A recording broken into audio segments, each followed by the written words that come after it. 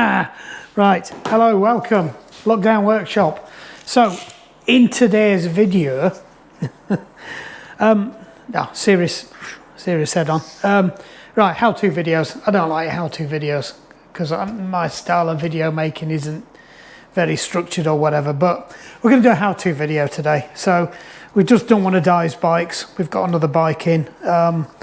Just going to just tape this wheel up because I think if this thing's spinning around all the time I'm trying to show you something, it's going to annoy me and it's going to annoy you. So that should hold it in a little bit better position. It might have been better over there, to be honest. Anyway, right, we're fastened down now. So what's the problem with this? So I'll tell you what the how-to video is. So the how-to video is well, I could pretend it's how to diagnose problems with, but it's not. I know what the problem is, right? So let's just skip straight to one of the batteries in one of the shifters has gone flat. Can you guess which one? Shall we put a poll up? I can't remember how to do that. It's obvious which one. It's going to be your right shifter. So basically, the right shifter's failed. Now, what's confused the user a bit, Diane, is that on a Garmin it kept saying battery flat right shifter. So what Diane thought that meant was that the shifter on the rear derailleur was flat. And this is her first bike with Di2, so don't take the piss. I did. She'll kill me anyway. So she was telling me, oh, it's not charging up properly, and she was describing all funny things with blue lights. I'm not that familiar with this, with the 105 group set, and the blue light sounded to me like she was just waking it up. But apparently no, when it's on charge, it's a blue light, then it goes to green when it's charged. Why they use a blue light, I don't know. So the first thing I did when I got it down here is I stuck it into the the eTube software, Shimano's configuration software. So I just drilled into the system, see if there's any faults or anything. Rather annoyingly, it's very difficult to tell what the charge level is. So, but it might help if I explain a little bit about these. So, if you're familiar with Di2 on the original things where you had a tube and there was no wireless, you just charged up that battery that was in the seat tube, or the one that used to clip in if you're going really far back down there, and that would do everything. The shifters were essentially switches that were hardwired in with thin cables into a junction box, either hung under your stem or in here somewhere, or somewhere shoved in there, or further down inside there with the Bluetooth module. And then that splitter box then sent the wires off to the derailleurs, and they basically talked to each other through the battery in the control boxes. And that's how they worked. But then the next generation came along. It's kind of the third generation, but they were the first generation that had wireless. And essentially the front mech and the rear mech are still connected to a battery that may or may not be in the seat post. But to eliminate wiring and to give you a clean setup and not have to hang things under there, the shifters are now wireless. So they talk to the control box with a proprietary wireless connection. Now, unfortunately, you can't charge them up wirelessly. I won't even go there. Many people have assumed that, but they're not. So Diane thought that when she was charging up the rear derailleur, it was charging up the everything, but it wasn't. So when I went into the software, I could see it was fine. I went into the diagnostics, I got it up. She couldn't get it to work in the software, but there's you have to wake them up. It's not like the other ones where I think you double clicked on something that was in there or on the bottom of that thing that was under there, and it put it into pairing mode. Well, there's a little button on the bottom of the back derailleur, and you have to put that into pairing mode so it'll talk to your phone. So I got it onto the phone. I could see there was nothing wrong with it. But then she said, well, why is it kept saying the left shifter was... right. Garmin's telling you the left shifter's flat. Your left shifter's flat. Well, I've charged... No, you haven't. It's on a battery. So that was where that conversation finished. So it was obviously... I thought it might just need a hard reset because they do get out of sync sometimes and that. But the gears were working. I got it going up and down. It was fine and that. So I think everything's great. It just needs a battery replacing. So we're going to go through the how do you replace a battery. So that's a long fucking waffle. I'm either saying waffle or so or apparently. That's all I do. And look for tools that I've put down and lost. But anyway, I'm now waffling about the waffle. The video is a how-to video on how to change the battery in a shifter on a 105. I can't imagine it's going to be massively different for the Ultegras and things like that. They're generally not that creative, Shimano, and they stick to an idea. They're a bit like Porsche. They just develop it.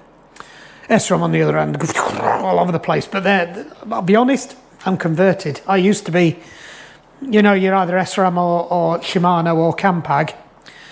Right, if I had the money, I'd be Campag, because I rode Campag when I was a kid, but I just love the fact that they're a little bit mad. They're like the Lamborghinis of gears and things. They're a little bit behind the play at the moment, but we'll not go there. I really love the SRAM stuff. SRAM mechanicals, shit. The whole double tap thing is just a nightmare when you're climbing. And why on earth you would think that's a good idea? Because that's the one time when you're constantly pressing it, look to see if the gear fairies are giving you another gear. And if they haven't and you press it, it's going to give you a harder gear. Because you can't press it up, so it thinks you're doing the single press to take the gear back down into a harder gear again. It's like, that's the last thing when you're going up a hill. So, yeah. Beginners definitely steer clear of SRAM mechanicals.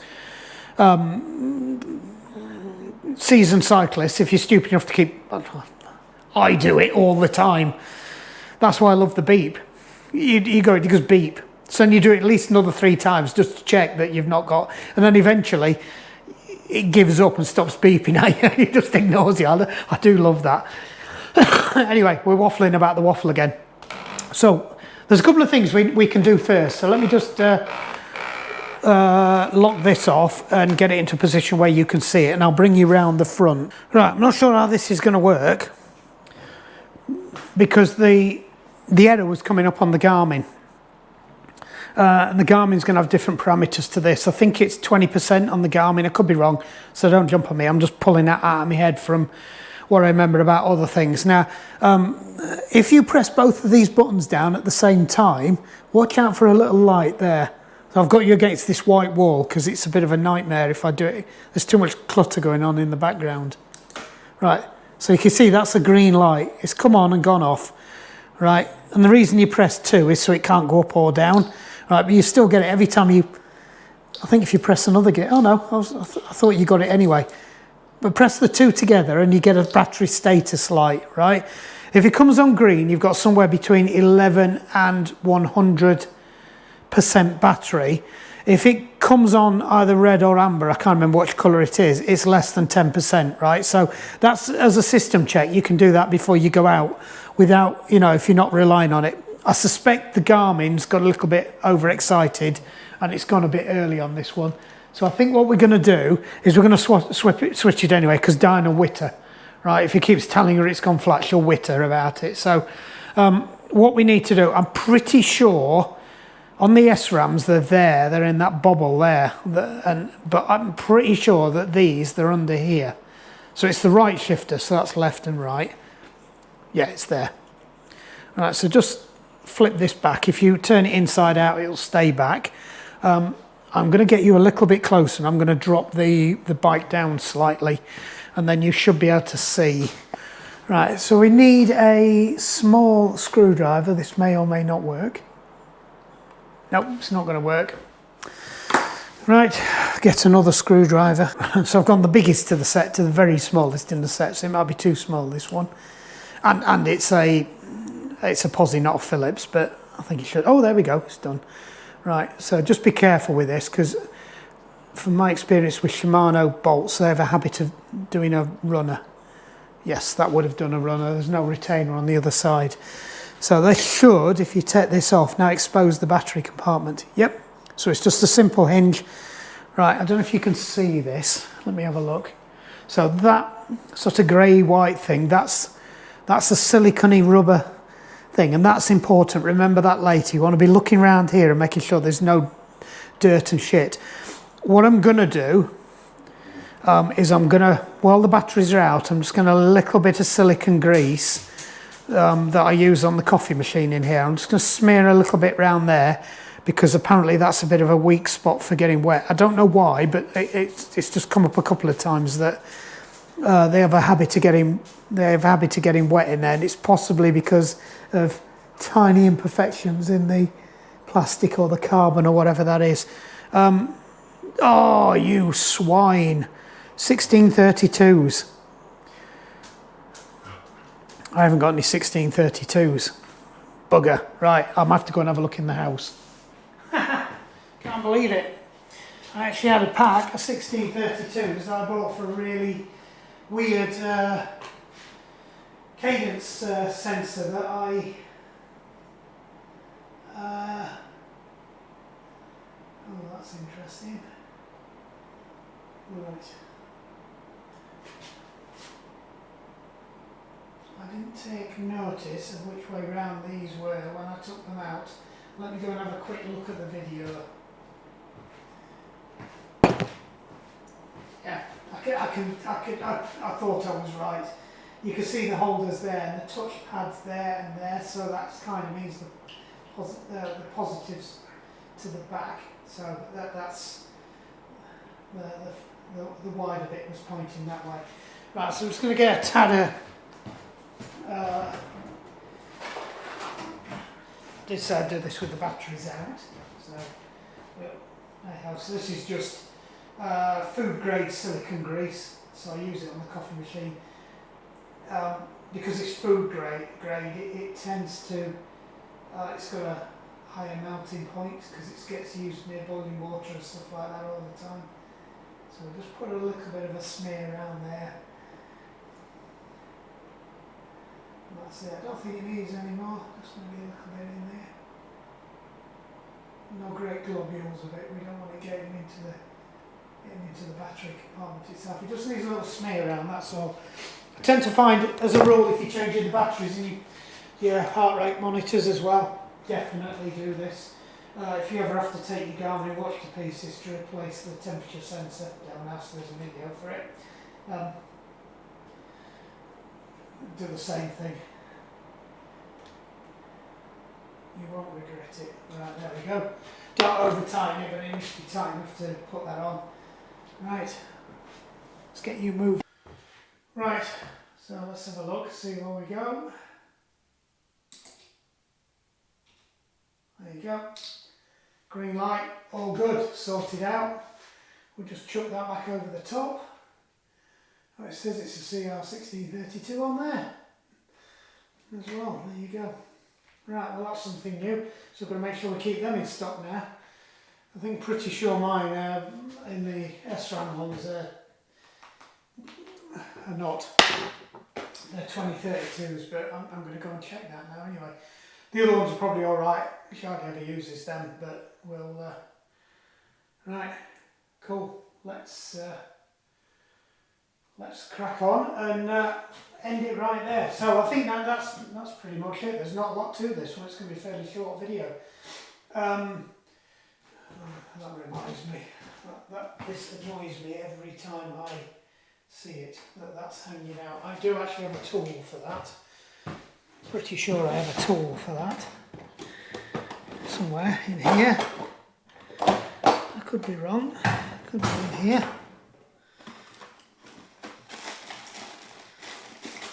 Mark looks for tools. I honestly don't know where it... is that it? Yes, it is. I've packed it away. I'll put it away tidily. Right, that's it there.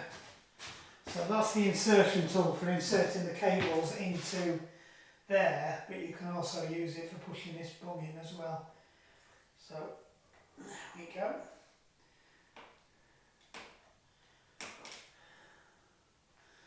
It was a good one. See, normally it just sits over the top of there and you use it to push that in. There you go. Another special tool. It's even got a little thing on it for prizing them out as well without damaging them, so you don't pull it out with a cable. Put that back in there. I've even got the more elusive tool that you use to take the actual shifter to pieces as well. But obviously that's less of an issue now because most people are running Well, most of the people that are coming to me seem to be running Di2. Right, so let's just take a quick run through the gears.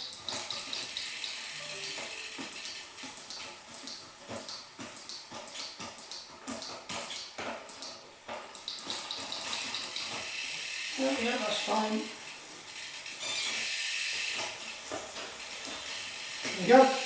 Job's a good one. So, if you found that useful, please like and subscribe. It's a bit shorter than normal, but that's all this one needed. I don't think there's any problems with this one. So we can free off its front wheel now, and Diane can take it back, and then at some point we'll no doubt need to do the other one. I think she probably would have been alright for at least another couple of months with it, but she does like to whittle, and I understand that. Worries me when you go out on the bike and you haven't got, especially with these as well, because if you lose your battery on this, you don't get any warning really. At least with the SRAM, if you lose your rear mech, you can take the battery off the front mech and put it on your rear mech. This is just one battery, you can't get to it, you can't swap it out, it's in there somewhere. You're pretty much mullered, so it's another reason why I'm switching over to SRAM, to be honest. Probably the best thing I did with, and the fact that that colour is absolutely stunning on my Di2. But anyway, I've got my eye on a couple of SRAM's components at the moment to see if I can build up a set, because I've got the, what have we got down there? Waiting to be fitted. I've got the Halo power meter off the, that was on the Di2 originally, it's now got a Quark. And I've got a brand new SRAM Force crank that's either going to go on the Di2, or if I do end up going down the SRAM route for the Pro Pal, it'll probably go on the Pro Pal, because the SRAM's more of a winter, it's a winter bike as well. Just beg the question as what I do with that down there, because obviously that's kind of my turbo bike now, but that's got a carbon power meter on it as well, and it's kind of, it's not getting used at all. So I might stick the giant crank off there, on there, and then just sell that, because it's a weird bottom bracket, it's a weird SRAM version of the Shimano Holotech, but it's slightly smaller. So you have to get and it's a slightly different one specifically for carbon frames and carbon cranks as well. Who knows? It does my head in, all these differences with the bottom brackets and everything. We should just standardise it. Same with the headsets too. It just really, really does piss me off. I wonder why they never. Oh yeah, that's weird. Right, okay. Yeah, they've got a similar headset arrangement to the Pro Pal on this. So these Giant, what they seem to do is they'll take a men's frame and then 2 years later trickle it down into the ladies, but obviously with slightly different geometry. So that's got if that had the concealed cabling, it would have had the silly flappy things like the Pro Pal over there. Could be wrong. Anyway, right, enough waffle. Let's wrap this one up. Don't forget, like and subscribe. The channel's steadily growing, but I'm not marketing it or anything. It would be nice if you could monetize it, especially if it coincides with about the same time as I decide to retire. And if not, I retire and it's not monetized, I might just pack it all in anyway, but who knows? Who knows? Right. On that note, hope that was useful. Oh, come on. That really annoys me when they have these silly flappy bits that you've got to tuck back in again afterwards, because they just never want to go in. That's assuming they do. Yeah, they do go in. You could have put money on they were supposed to go in, because I haven't. Let's see, we've got that money. Right, let's see. We've got that money. What have we? We've got part of that money. Gordon Bennett.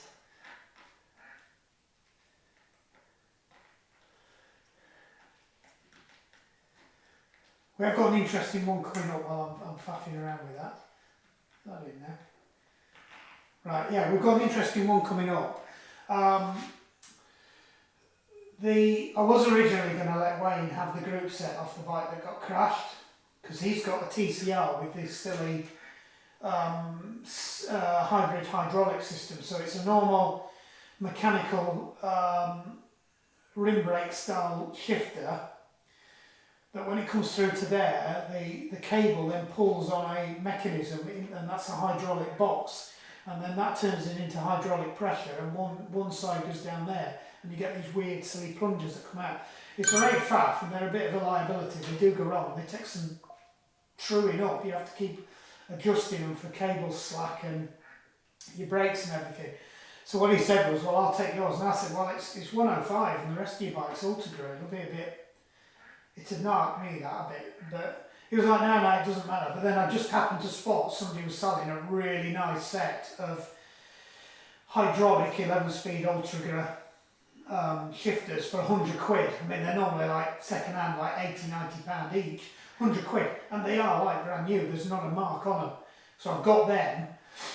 So I've just got to drop them on and then convert his bike front to back with hydraulics. Obviously he's got to have a new stem on it as well. So we've got the giant stem. So it's complete conversion of a TCR semi-hydraulic setup to a proper hydraulic setup. So that'll be quite nice, because I know he likes his TCR. It's got a profile the same as mine, exactly the same. Slightly newer model, but it's and it's not the SL. I think it's a Pro 1 or a Pro 0. But anywho, yeah. So that'll be coming in soon to do. We've got both of these bikes done, which is a massive one, because I can get both of these out of the way, which means I can focus on Jerry's tomorrow. Though I'm waiting for something, I can't even. Yeah, that doesn't matter, we can do that later. I was waiting for the cassette, but that's not going to stop me doing the bike anyway. Right, cool. So I've made a waffle for another 10 minutes to pad it out. Not too much swearing, so that's pretty good. Like and subscribe, stick your thumbs up at the bottom, don't take 2 minutes, just press it. Leave me some comments, whatever. I do try to get back to everybody. And we'll see you on the next one, I guess. Right, job's a good 'un.